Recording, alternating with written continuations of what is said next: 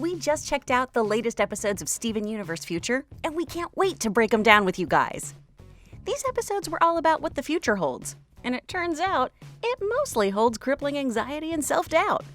I'm Kris Carr, and today I'm talking to you about Little Graduation and Prickly Pear. I want to give a big ol' shout out to all of our patrons on Patreon. Thanks to these gems, we get to keep making videos. What other job would let me watch cartoons and record in my pajamas? Thanks, guys. If you want to help out and keep me from wearing real work clothes, see if a donation tier works for you. We'll thank you with swag and stuff. If swag is all you're after, click our TeePublic link. You'll help us out, and you get your pick of sweet Steven Universe shirts. Lastly, we're talking about the episodes, guys, so obviously I'm spoiling what happens. If you haven't checked out the latest episodes of Steven Universe Future, go watch them and then come back to me. Seriously, they're 11 minutes each. What are you doing? Go now. In last week's episode, Snow Day, we saw an intensely focused Steven and watched as his trio of surrogate moms tried to come to terms with Steven changing and growing. In Little Graduation, Steven is now placed to watch those around him change and move on. Little Homeschool's first graduation is to take place, which means Steven's inaugural year as a mentor to the Gems has come to a close. Little Homeschool has obviously benefited Steven as well, providing him with a much-needed outlet to feel like a contributor and leader. This milestone begins to make Steven really anxious once he realizes that all these students, and his human friends, have big plans for their futures that might take them away from Beach City. Steven seems to yearn for the good old days, like when he, Lars, and Sadie would be at the Big Donut together. This isn't like how things used to be, though.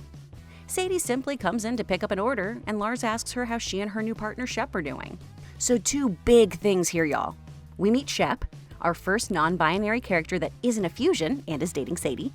And consequently, we learn that Sadie is probably queer. I say probably because straight people can obviously date non-binary people, so let's use queer as an umbrella term and appreciate that Sadie likes people she connects with, regardless of gender identity. This show's handle on representation will always make me happy. Oh, and we should note that eagle-eyed Steven Universe Future fans may have spotted Shep before in the intro, sitting with Sadie. Steven is distraught that Sadie and Lars aren't together, way more so than the other two of them appear to be. On top of wanting his friends to be more than friends with one another, he's heartbroken when he learns that Sadie and the suspects are breaking up thanks to everyone's plans, as well as Sadie wanting to make music with Shep. Steven is a fixer. He always has been.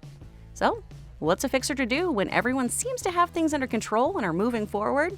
Insert yourself, project your own inner turmoil, and make a big old pink dome to trap your friends and smother them with your love. That last part is obviously very specific to Steven. Even when it's painfully obvious that Steven is the cause of this pink projection, he can't admit that his emotions are causing this problem, and then publicly demands for an explanation of what's going on with Lars and Sadie. Turns out, Lars and Sadie were adults about it and talked to each other. Privately.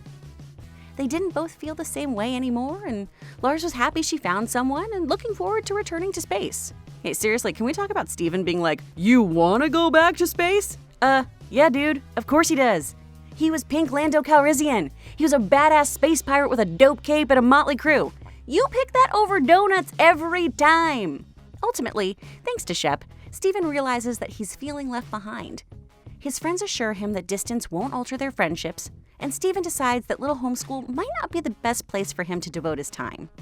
Prickly Pear takes off where we've left off and focuses on Steven trying to find a hobby or thing to give him some semblance of control. Steven pours himself into gardening, naming his plants after his friends that have left, thrilled that his plants have literal roots put down and can't leave him. I know he's chipper as he's watering his little chlorophyll buds, but I found this moment to be so upsetting. Steven feels so alone. He is so alone. I know he has garnet and amethyst and pearl, but his human companions have moved on, and he's a 16-year-old kid. I mean, where the heck is Connie? Why isn't she around? Steven seems to be isolating himself to work through these emotions he's experiencing and scared of. And who can blame him? We all feel weird when we experience jealousy or loneliness. Imagine that being paired with your inherited powers that are fueled by emotions. Power that's capable of hurting others when unchecked. Steven's self-imposed seclusion makes total sense. In what I was hoping was going to be a little Shop of Horrors moment, Steven pricks his finger on a cactus. Without thinking, He sucks on his finger to stop the bleeding and then touches the cactus again. Of course, his spit brings the cactus to life. You forget you have magic spit, bro? This is why you should keep a baby bottle of Purell in your pocket, man. Can't accidentally saliva sentience into things. You know how people tell you talking to plants can help them grow? Well, SUF takes that concept and runs with it. Steven shares his personal thoughts and opinions with the little Steven cactus, and that prickly fella grows into a massive monster that's the manifestation of Steven's griping. This dude, of course, completes our Mystery Rogues gallery in the opening number. The cactus, cacti? Oh no, it's got a lot of heads now. Okay, whatever, this guy fights Steven and the crystal gems, while repeating back all the petty stuff Steven spouted off about them. The big takeaway from these episodes, and I think the series thus far, is how Steven doesn't know how to not be a fixer. He doesn't have the emotional real estate anymore to take on people's problems, because he can't and won't address his own. He even will seek out problems or create them or insert himself like the Sadie Lars drama because it gives him a sense of purpose. And because he's the guy who fixes stuff, he doesn't feel like he has an outlet for his own worries. Steven needs to feel in control. And the more you try to control things, the more they control you.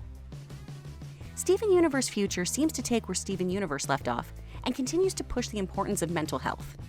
While the other gems have gone through things like PTSD or seem to have been symbolic of phobias and disorders, we've never had our optimistic, plucky boy wonder really struggle with his own mental health until now. We've got to unpack what's become a series of really unhealthy coping mechanisms.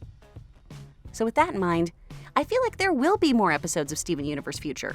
Prickly Pear didn't feel like an ending. It felt like the beginning of a really hard conversation Steven will have to have. And not just with the crystal gems, but with himself.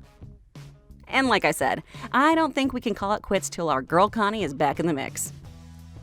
Do you think we're only getting these 10 episodes? Or are you like me and think we're now really getting to Steven addressing his feelings? Can we get Steven a therapist or at least a workbook? Let me know how you feel about these latest episodes in the comments below. Thanks again to everyone on Patreon, TeePublic, and to all you wonderful viewers. If you'd like to give this video a like, give us a subscribe, we sure would appreciate it. For more Steven Universe videos, just click to the left. Thanks for watching, y'all. See you, Space Cowboy.